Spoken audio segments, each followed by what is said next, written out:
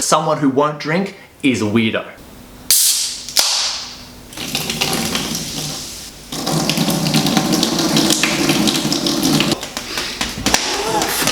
That is strong. So today is my 6-month anniversary without alcohol. This video is not to preach about going without alcohol. You do you. I don't really care what you do. You want to drink alcohol, go drink it. I have noticed a bit of a trend on places like Twitter where there is more commentary around giving up alcohol and the benefits it'll have. I thought I'd give my opinion and my status on that after 6 months without alcohol, kind of recapping how it's all gone. But first, a little story about me. When I was 17, I drank some very good beer. I drank some very good beer I purchased with a fake ID. My name was Brian McGee. I stayed up listening to Queen when I was 17. Homer's story is actually quite like mine. I had alcohol first at about 17. Technically it might have been earlier. My brothers have this story where I was 2.5 and I supposedly grabbed Dad's open beer in the fridge and had a bit of a guzzle and then stumbled around. I'm not sure I put too much into that story, but it does make for good chat at family reunions and also probably explains some of my brain function. But yeah, my first real foray into alcohol was age 17 at school parties where I got a little more than stupidly drunk. I made the typical young alcohol mistakes. Then my final year of high school, I actually decided to not drink. I think it was from a few bad experiences, and I was also playing a lot of sport, and I just thought, well, I'm just focusing on sport really anyway, so I didn't drink alcohol, and that actually continued into my first year of university, which I went through all of O-Week, which is pretty much Australian university law of a week of getting drunk. I didn't drink.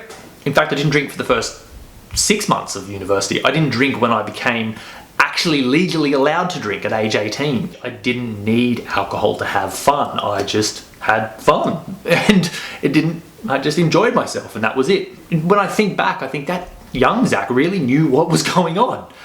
In my 20s, I partied moderately, I would call it, and I was always conscious of drinking. I would try to count my drinks and make sure I didn't get too drunk.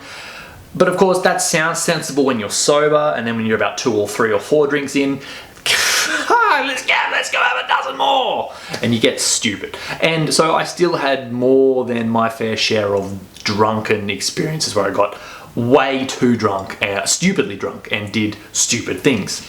And then as I started a family, my drinking habits changed yet again. Binging was pretty much out of the picture, which is good, being in my mid-30s, I should bloody well think so. But then the drinking was more frequent.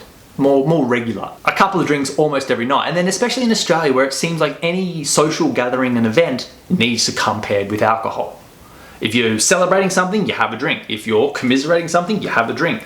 It's just, there's always drinks on offer. My family come around, there's drinks. I go to a friend's place, there's an offer of a drink. So I wasn't drinking much, but I felt like I was drinking often. And that could vary. Some weeks it would be none, other weeks it'd be 5, 6, almost 7 nights a week, just a couple of drinks. I eventually gave up beer, most wine, and I got to spirits and actually started enjoying scotch.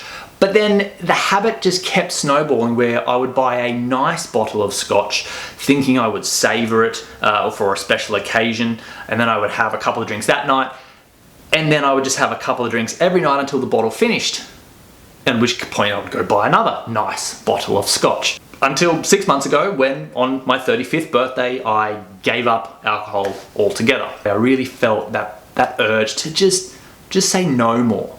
Not even a little bit here or there, just say no, I'm not doing this anymore. So I did. I chose 35th birthday more as a symbol and as a simple way for me to count how long it's been. So what have I noticed in 6 months of no alcohol? Here's the summary. Better sleep. A lot of people think alcohol is good for sleep because it's a sedative and it puts you to sleep. But a few of the studies and things I've read, and definitely my experience has been, I get much higher quality of sleep without alcohol. And so what I've found out is alcohol is a sedative. It does put you to sleep, but you don't get as deep and as high a quality of that sleep. So while you may go to sleep easier and sleep for longer, you're not actually getting the good quality of sleep. I go to sleep, I sleep most of the time, I sleep pretty well. When I don't, it's more of insomnia from I've got ideas and my head is buzzing with crazy thoughts and ideas and I'm really positive and happy about it. But most of the time, if that's not happening, most of the time I sleep and I sleep well and I wake up feeling refreshed. That feels fantastic.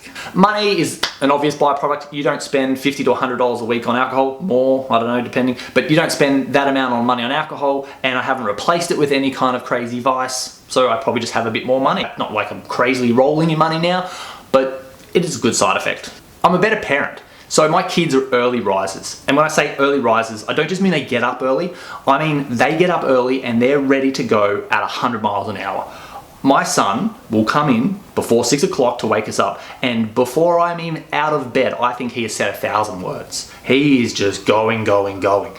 And I love that. But when you are possibly hungover or you haven't had the good sleep because of alcohol, that is very tough to deal with. I find myself now much more likely to get up in a better mood with them and less likely to be cranky down. Which is the next improvement, which is my overall mood has improved. I'm not having as much sort of crankiness or feeling down or depressed or all those kind of whatever phrases you want to say. I don't have as many of those bouts of the lows. I feel pretty good. Sure, I can have some times when I'm unhappy. Everyone does, but I feel like they're nowhere near as common or as long now that I don't drink alcohol. I'm way less cranky in general, which is a good thing. Just ask my wife. I've stopped acting like a dickhead. Well, most of the time. But seriously, when I would drink, I like having fun. Everyone likes having fun, but there's a point where you stop having fun and being a good life of the party and you just become a dickhead.